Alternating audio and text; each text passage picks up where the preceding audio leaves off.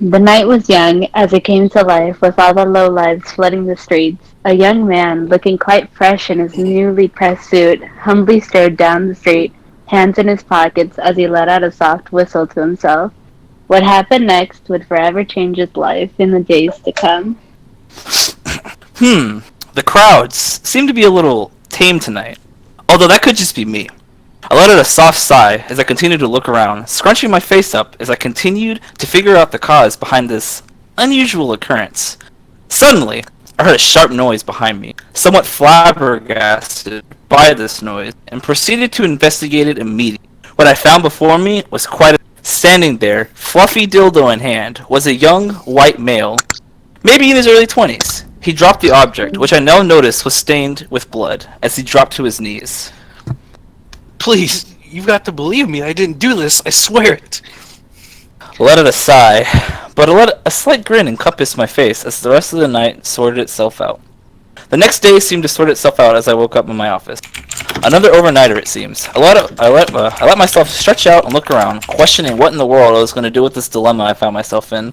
The male last night in question was named Salty Jeremiah Doom, age 22, and the crime in question is murder. The victim is 24-year-old dairy toga lover Smith, who was bludgeoned to death by a blunt object. I scratched my head, wondering what could have been before realizing it was that wondering what that object could have been before realizing it was the fluffy dildo. I let out a slight blush to myself before getting out of bed. I guess I should go visit the sly bastard, huh? Some time passed, but I visited the detention center. There, after waiting some time, I found myself looking at my client. After a night's rest, I noticed he's a bit more handsome than I initially thought. I licked my lips a bit, readying myself for the upcoming fun I'm sure this will be. So, Salty, you swear to me that you didn't commit this crime, correct? I watched the young man nod in agreement before pressing on to the matter at hand. Well, if you say so, then I of course will believe you. I did some investigating on my own, so I think that I have enough solid evidence to maybe prove your innocence, but I will say that what happens in the courtroom happens. However, I give you my promise as a defense attorney that I will do what's right to serve you in every way possible. I give a small wink to the man before getting up and proceeding out the door. Later that day, I enter the courthouse, briefcase in hand, and spot my arch nemesis, Poppy Jones.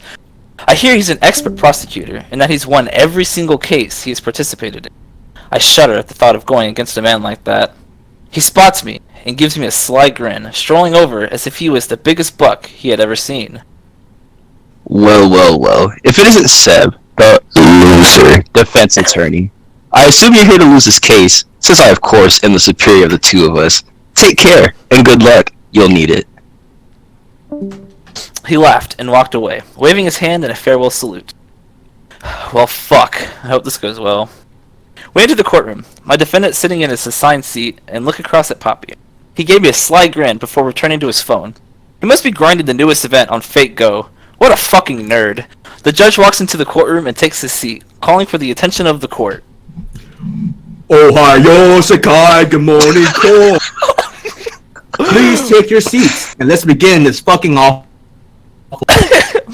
I let out a slight sigh of desperation, thinking this will go smoothly. I was surprisingly right. I pulled out my documents and began reading out my explanation. After various back and forths between Poppy and I, and with some insults thrown into the mix, we finally reached the climax of the case. Finally, Salty comes to the stand. Chin. Soka, Salty-kun, please read your final testimony. This will make or break the case, so make it count, capital. I noticed the judge instantly looked down to return to his phone, knowing that he was also grinding the new FGO event as the trial had proceeded. Damn weebs are always fucking surrounding me. Okay, well, you see, I walked into the alley and saw Derry just dead on the ground. I was horrified at the sight of the body. I then had picked up the bloody dildo, and that's when Seb turned to find me. Honest, I hadn't done anything else that night. I guess I'll begin the cross-examination, Your Honor? Huh? Oh, yeah, do that, yeah. After minutes of thinking, I sat there, and finally, it came to me. I finally got it. My perfect plan. Objection! I do so, in fact, that this witness was telling the truth for everything except one detail. That was not the only thing he was doing that night. Ashamed as I am to admit this, he has the perfect alibi. We were, in fact, having intense anal sex. I watched everyone let out a surprised shock, and I grinned to myself. It's true! I even came in his ass. You could check the DNA results. We will have to check this, Seb. Finally, after some time had passed, the results came in.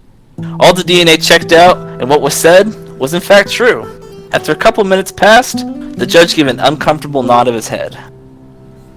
Well, I guess I have to give my verdict. I give the defendant not guilty. After the courtroom gave an rather uneasy clap, I looked at Salty and gave him a slight wink. He shuddered, looking at me slightly in fear, and it seemed that everything would work out just fine. Wait a minute. Whoa. You're telling me that this gay-ass nigga is going to win this case because he fucked the dude in the ass? Are you serious? Oh my god. Get me out. I gotta go. I look over at Poppy. I look over at Poppy, snickering as I knew I had won for the day. Maybe if you were white, things would have been different. As I walked out the courtroom, finally returning home. The end.